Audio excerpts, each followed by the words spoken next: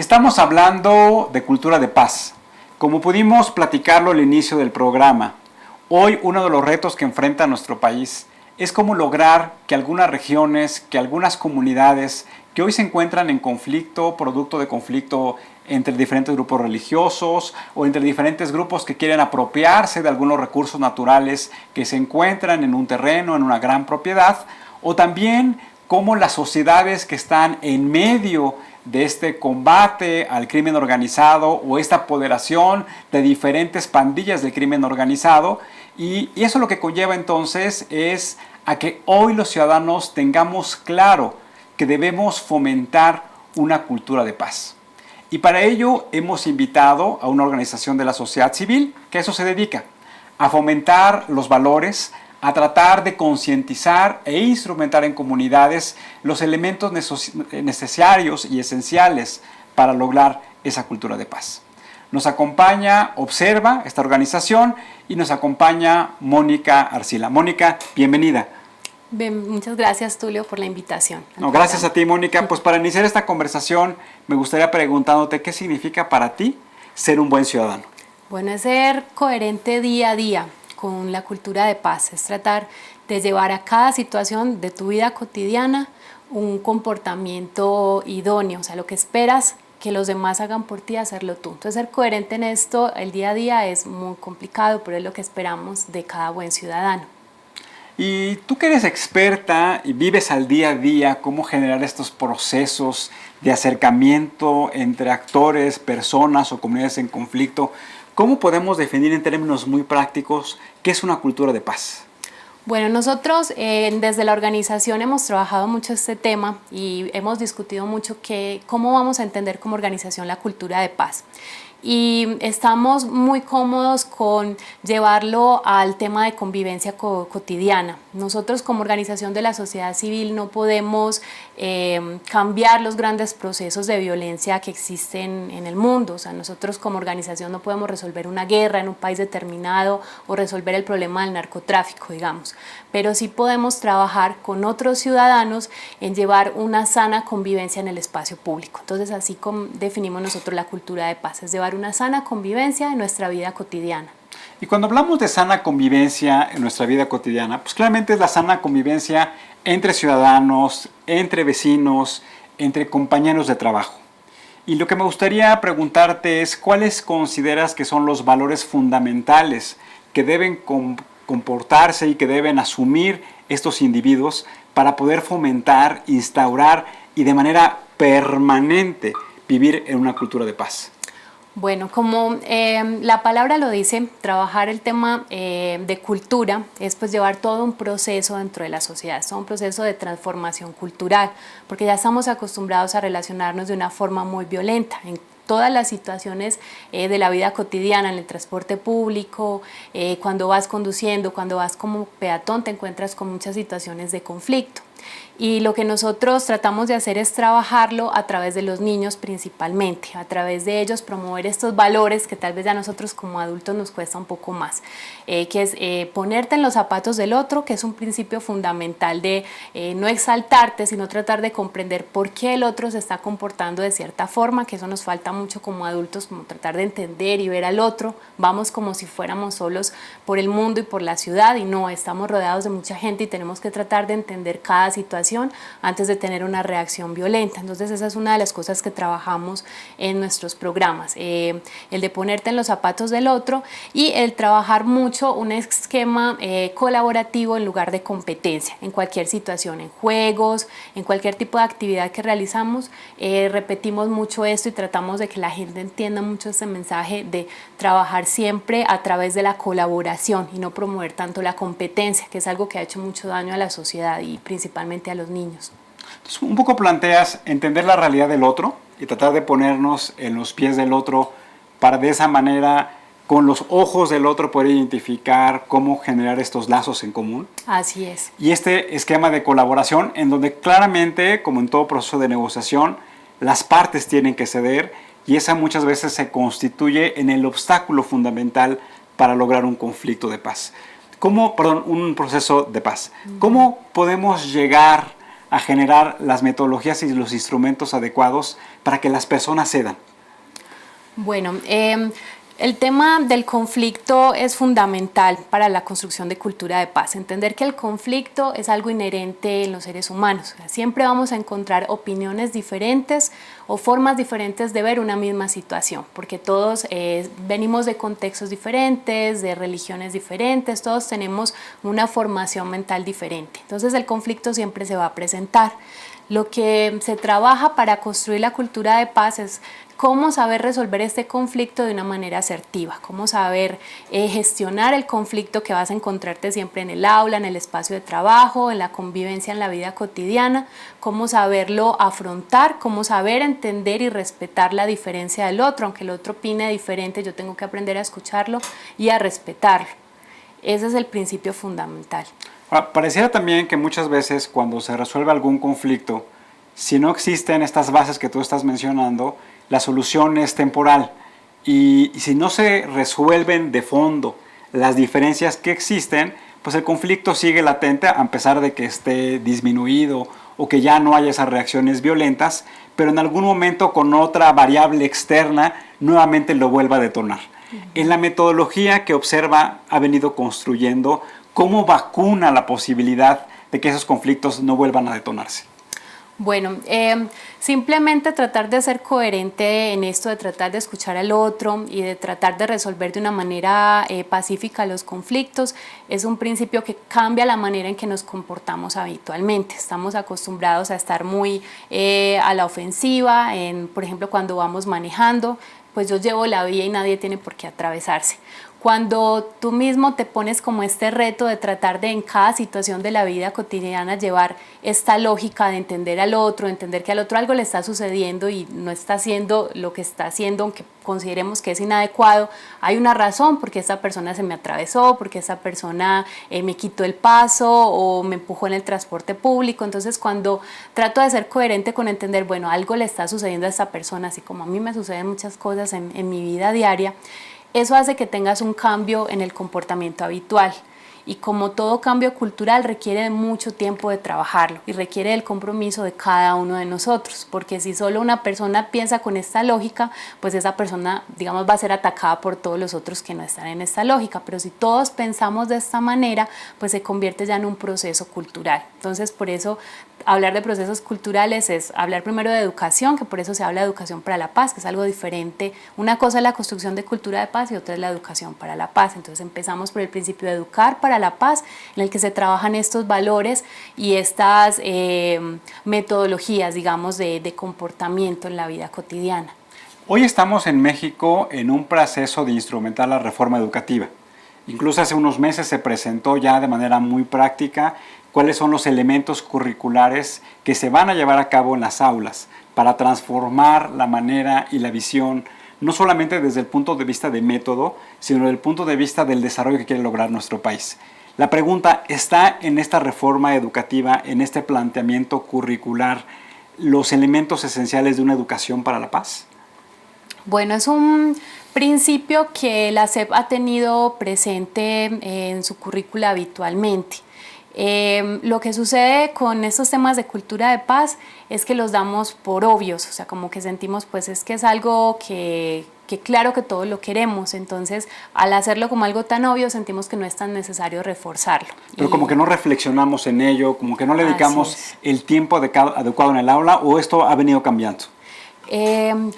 Ha venido cambiando. Yo creo que la gente cada vez es más consciente de la necesidad de trabajar, de retomar el tema de los valores, de retomar todo el tema de la urbanidad, de la convivencia. Es algo que todos sentimos como ciudadanos que es necesario trabajar y hay muy buena apertura por parte de los maestros, de los estudiantes, de las mismas autoridades educativas en llevar estos contenidos a las aulas. Entonces, digamos que es algo que como sociedad todos sentimos que necesitamos y se está tomando con mucha apertura. Solo que es un proceso pues largo que se toma bastante tiempo para lograr una transformación cultural, que es lo que busca este tema. Hace unos meses se dio un referéndum en Colombia, en donde, como sabemos, es una sociedad que ha vivido amenazada durante muchísimos años y en donde siempre un reclamo importante de la sociedad es tener paz a lo largo del territorio colombiano. Y se da este referéndum y todos nos sorprendemos porque el resultado es que el proceso de negociación que se estaba planteando en él gana el resultado del no. Yo tuve la oportunidad de platicar con algunos amigos colombianos que están insertos en el trabajo con la sociedad y lo que decían es que no necesariamente el no reflejaba el rechazo a una cultura de paz, sino tal vez al proceso en cómo se estaba construyendo. ¿Qué opinión tienes tú al respecto? Bueno, yo creo que es un poco lo que hablabas ahora de cuando los conflictos no se resuelven de manera profunda y queda una herida que muy fácilmente genera nuevos conflictos. Eso es lo que sucede en Colombia. Es un conflicto de muchos años que ha dejado muchas heridas, que ha dejado muchas víctimas y que no va a ser sencillo resolverlo. El referéndum pues propone, todo el proceso de paz propone unas metodologías, unas estrategias, unos cambios en el país para llegar al tema de la paz. Lo que nosotros como organización de la sociedad civil también en Colombia estamos proponiendo ahora es paralelo a ese proceso y sumado todo lo que como ciudadanos la sociedad pidió que se agregara al proceso de paz, se trabaje también estos temas de construcción de cultura de paz, porque en Colombia a pesar de que ha habido mucha cooperación internacional, han ido agencias especializadas en temas de desarrollo a tratar de colaborar en el conflicto, a pesar de todo eso el tema de cultura de paz todavía no es muy claro para la sociedad en general, todavía es algo como se politiza un poco con el tema del referéndum y la gente no tiene muy claro como, bueno, cuando estamos hablando de paz estamos hablando de política o estamos hablando de desarrollo o de qué estamos hablando. Nosotros como organización la propuesta que hacemos es alineada a la propuesta de Naciones Unidas, a la Declaración de Cultura de Paz de Naciones Unidas y es lo que consideramos que sería muy oportuno para Colombia, empezar a trabajar desde el lenguaje, desde la convivencia de la gente, la construcción de una nueva cultura, de una forma nueva de relacionarse entre los diferentes actores de la sociedad, es lo que nosotros proponemos. ¿Cuáles son los elementos clave del lenguaje para generar una cultura de paz? Bueno, pues es muy increíble que manejamos un lenguaje muy bélico en Latinoamérica. Me sucedió que estuve haciendo un curso en España y nos decían ellos mismos que se sorprendían mucho del lenguaje que nosotros utilizábamos. Y bueno, como dicen muchos lingüistas, pues el lenguaje crea, el lenguaje hace que generemos la forma en que nos relacionamos. Entonces, empezar desde eso, ¿no? De tratar de cambiar la forma en que lingüísticamente estamos pensando los latinoamericanos, que ha sido muy marcada pues, por la publicidad, por los medios de comunicación. Entonces, tenemos que empezar a construir unos nuevos procesos lingüísticos que nos permitan crear una realidad diferente a la que estamos viviendo actualmente. Emprender requiere creatividad. Requiere tener una idea clara y que requiere tener la capacidad de cómo instrumentarla. ¿Cómo garantizarles a estos niños y jóvenes que tienen esta creatividad y que tienen esta idea de que tengan los elementos necesarios para poder instrumentarla? Bueno, lo que nosotros hacemos a través del programa es primero desarrollar todo el trabajo personal, ¿no? Todo el tema de autoestima, de cómo me siento conmigo mismo, qué entiendo por los prototipos de belleza, por ejemplo, es algo que trabajamos mucho con los jóvenes. Luego trabajamos proyecto de vida en el que ellos pues se ubican dentro de cuáles son mis metas, cuáles son mis sueños, cuáles son las capacidades y habilidades que tengo y cómo puedo apoyarme de mi grupo. Ellos siempre conforman clubes para el desarrollo de estos emprendimientos y se dan cuenta que aunque ellos no tengan ciertas habilidades que se requieran para el desarrollo de cierto proyecto que hayan ideado, el trabajo en equipo permite sumar estas fortalezas y llegar a los resultados que se buscan.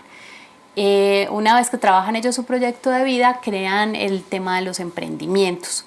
Nosotros hacemos mucho enfoque en que sean emprendimientos de tipo social o de tipo financiero, para que no solo sientan ellos que todo proyecto, idea o actividad que se desarrolle de forma creativa tiene que llevar a un fin económico. También puede llevar a un beneficio social que mejore de cierta forma su calidad de vida. Por ejemplo, hemos encontrado ciertos emprendimientos que ellos han desarrollado como campañas contra el bullying dentro de las escuelas, campañas por la equidad de género, porque tienen ciertas situaciones de violencia contra la mujer en estas escuelas. Entonces, este tipo de campañas generan mejoras en esas áreas que ellos sienten que no están funcionando también dentro de la comunidad educativa. Entonces, la creatividad en este tipo de emprendimientos es muy importante, tanto para lo social como para lo financiero, como mencionas, y se detona a través de entender sus propias habilidades y cómo desarrollar un trabajo en equipo eficiente.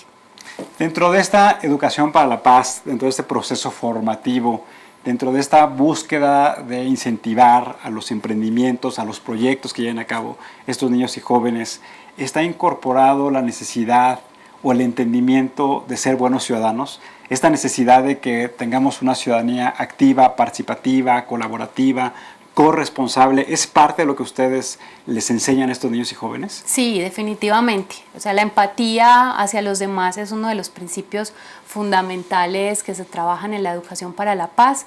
Ellos entienden que deben empoderarse ellos, pero que también son parte de una comunidad. Entonces, por eso te hablo de que los emprendimientos no los desarrollan de manera individual, sino que los hacen como grupo, porque tengo que aprender a trabajar en equipo y tengo que aprender a sumar habilidades y a sumar fortalezas para un beneficio social. Y por eso hablamos de emprendimientos sociales, porque definitivamente es mucho más valioso para ellos desarrollar un proyecto que mejora la calidad de vida de todos a desarrollar un pequeño proyecto que pueda darles una cantidad pequeña de dinero solo por una única vez. Entonces es mucho mejor el beneficio cuando es algo conjunto, ¿no? que los mejora a todos. Para concluir nuestra conversación, Mónica, desde tu punto de vista, ¿cuál es el estado de situación en México de lograr de que todos los niños, los jóvenes, que haya este cambio generacional, cultural, de tener claramente identificados los valores, las actitudes, las habilidades y las competencias para que tengamos una cultura de paz permanente?